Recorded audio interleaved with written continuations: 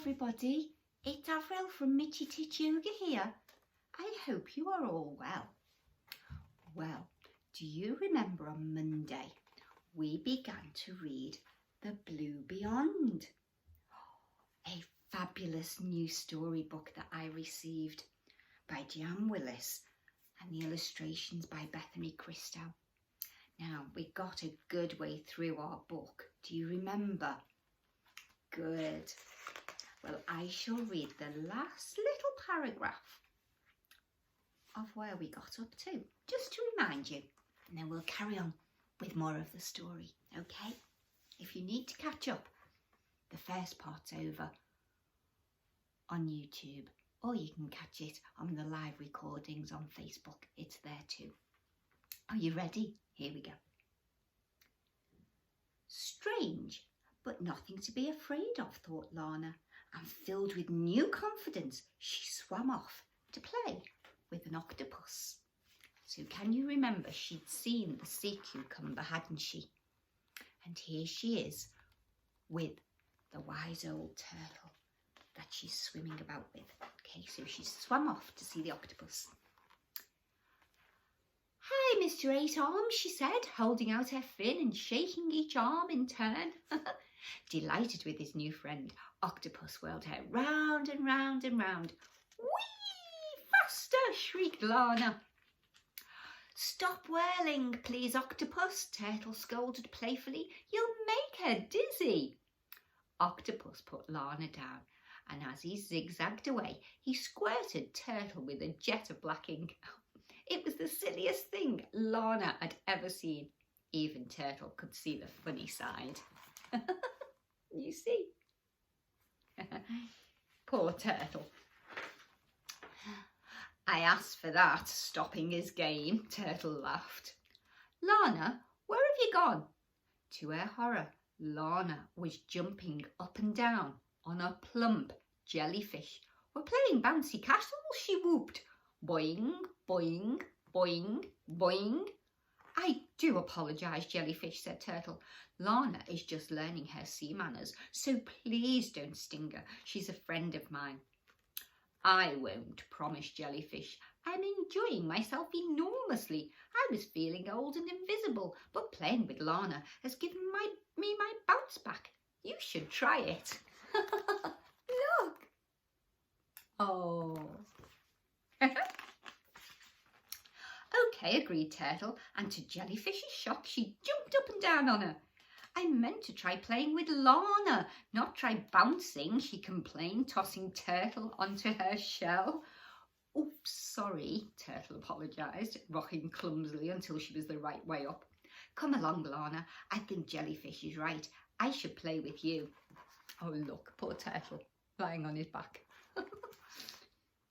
Can we play Grandmother's Footsteps? Asked Lana. You have to creep up on a shellfish and touch it while its shell's shut. Well, I am a grandmother, said Turtle, and I can creep. Let's play. Lana swam off eagerly to find a suitable shellfish. I'll go first, she called. The shellfish was closed, and thinking it was asleep, Lana began to sneak up. As she did, the shell opened a crack, and Lana stopped still. As soon as it closed again, she crept closer. The shell opened wider.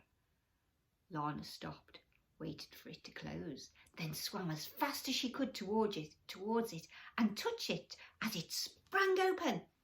I did it, yelled Lana, hovering just inside the shell. Look out, shrieked Turtle. It's a giant clam. They trap fish. Turtle stuck the tip of her flipper inside the clam shell, letting Lana slip through the gap. Annoyed, the clam slammed shut. Can you see? Oh, nearly caught. Nearly caught. Ooh. Oh, ow! Turtle yanked her flipper away.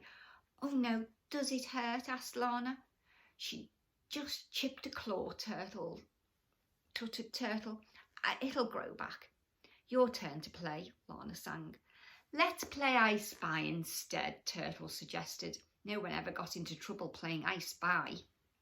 We play that in the lagoon, but it's too easy, said Lana. My show always spice something beginning with B. B. But Turtle wasn't listening. She was swimming towards the surface. The answer is always B, for butterfly fish, Lana tailed off, hurrying after Turtle. Where are we going? What have you seen? Just then, she heard loud squeals, whistles and clicks. I spy something beginning with D, called Turtle. Dragonfish, Lana guessed. She swam after Turtle into the sunlight, and there she saw the sight she had dreamed of. D for dolphins, Lana cried, watching the dolphins leap and splash, their shiny bodies making arches in the waves. Oh, wow, look. Isn't that wonderful? I wonder if any of you have ever swum with dolphins. I'd love to ride on one, said Lana.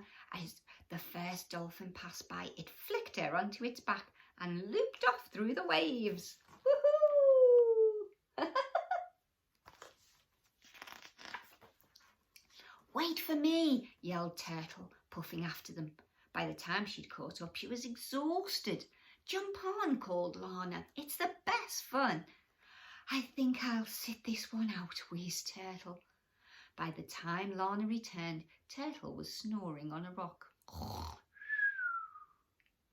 This amused the dolphin, and before it sped away, it squirted water in her face to wake her up. Storm at sea, Turtle spluttered, still half asleep. It was just the dolphin, giggled Lana. There's no storm. It's a lovely calm day. Turtle blinked at her slowly. Not from where I'm sitting, she said. I've been squirted, bounced and clipped by a clam.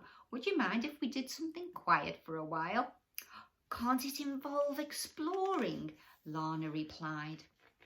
We could visit the seahorses, suggested Turtle. Lana's eyes opened wide in amazement. Do they really exist? She asked. You'll see. Then you won't. Then you will, replied Turtle mysteriously. She dragged herself awkwardly to the edge of the rock, but once she'd slipped back into the sea, she was her old self again. Gliding effortlessly like a bird flying in a windless sky and with Lana by her side. When they arrived, the seahorses were drifting in a pasture of seagrass like ghostly miniature ponies. Hello, called Lana. Look, aren't they beautiful?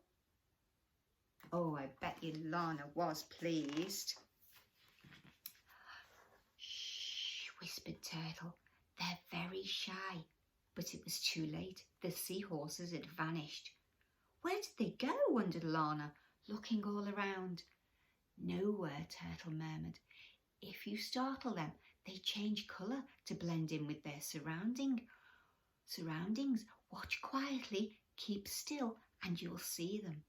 Sure enough, the seahorses turned from green to orange again and reappeared in exactly the same place as if by magic. So you see, I wonder where they disappeared to. They turned green and then they turned orange again. We can see them. How fabulous. They must be brilliant at hide and seek, said Lana. That's what we should play. Shut your eyes, count to 100, and I'll go and hide. All right, but don't go too far. 1, counted Turtle. 2. No peeking, called Lana as she swam off to look for a good hiding place. Where could she hide? In a cave? Inside a sea anemone? Under the wings of a dozing ray? No, Turtle would find her straight away. Desperate to win the game, Lana swam further and further without looking where she was going. Oh dearie me, I wonder what will happen on Lana's next adventure in the blue beyond. Well, if you tune in on Friday, we'll finish our lovely book. So it's been great sharing our story with you this evening. Part 3 on Friday. Take care, everybody. Snuggle on down and have a great night's sleep. Bye for now. Take care.